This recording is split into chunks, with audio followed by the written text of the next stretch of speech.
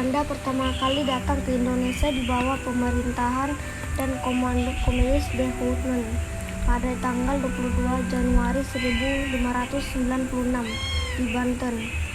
Belanda kemudian mendirikan komisi dagang bernama VOC.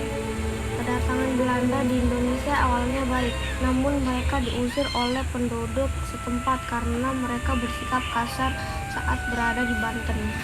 Tujuan utama VOC adalah mempertahankan monopolinya terhadap perdagangan rempah-rempah di Nusantara.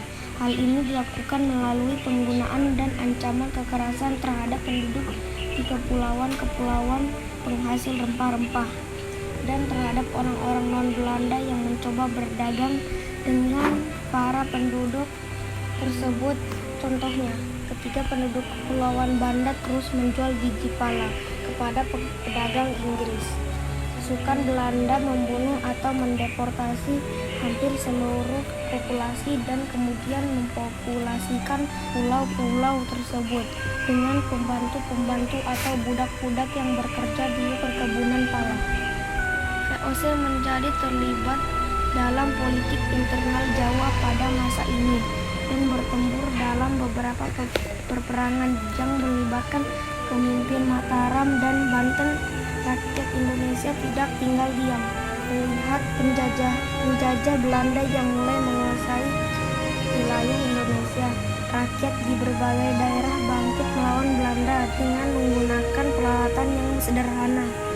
Kemerdekaan negara Indonesia tak didapat dengan mudah. Perjuangan dilakukan lewat perang maupun perundingan demi negara kesatuan Republik Indonesia.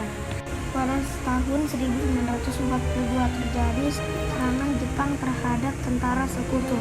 Pada tanggal 27 Februari, pasukan Sekutu dikalahkan dalam pertempuran di Laut Jawa dan mereka menyerah pada tanggal 8 Maret. Para serdadu Sekutu menjadi tahanan perang.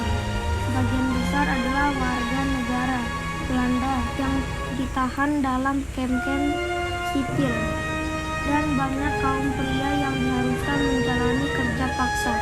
Jepang mengubah sistem administrasi Hindia Belanda dan sebenarnya hal ini menjadi pertanda tentang berakhirnya eksistensi Hindia Belanda. Mulailah Jepang berkuasa di Indonesia. Jepang datang pertama kali disambut dengan hangat oleh rakyat Indonesia. Ini dikarenakan Jepang datang dengan janji-janji memerdekakan dan mensejahterakan Indonesia. Jepang mengubarkan Perang Asia Timur Raya atau Perang Pasifik melawan negara-negara Barat untuk membebaskan seluruh Asia dari penjajahan Barat. Untuk mendapat dukungan rakyat dan tokoh Indonesia, Jepang melancarkan propaganda. Propaganda itu dilakukan dengan membentuk organisasi pergerakan yang paling awal adalah gerakan 3A. 1. Nippon Pelindung Asia. 2. Nippon Pemimpin Asia. 3. Nippon Cahaya Asia. Di bawah kekuasaan Jepang, rakyat Indonesia sangat menderita. Rakyat dipaksa kerja. Hanya 3,5 tahun Jepang menjajah Indonesia. Akhirnya pada tanggal 6 Agustus 1945, Amerika Serikat menjatuhkan bom di Hiroshima, dan pada tanggal 9 Agustus di Nagasaki, Jepang akhirnya menyerah kepada Sekutu, yang otomatis mengakhiri Perang Dunia Kedua. Indonesia memanfaatkan momen penting ini untuk kemudian melakukan proklamasi kemerdekaan Indonesia. Akhirnya detik-detik bersejarah yang dimulai Soekarno-Hatta diiringi Ibu Fatmawati menuju Serambi Hadirin. Berdiri Latif Hendra Ningrat menjadi komandan upacara. Dengan rahmat Allah SWT, pada tanggal 17 Agustus 1945, Indonesia memproklamirkan kemerdekaannya. Soekarno kemudian membacakan teks proklamasi. Setelah itu bendera merah putih hasil jahitan Ibu Fatmawati dikibarkan oleh Suhud dan Trimurti. Demikianlah kisah perjuangan meraih Indonesia merdeka.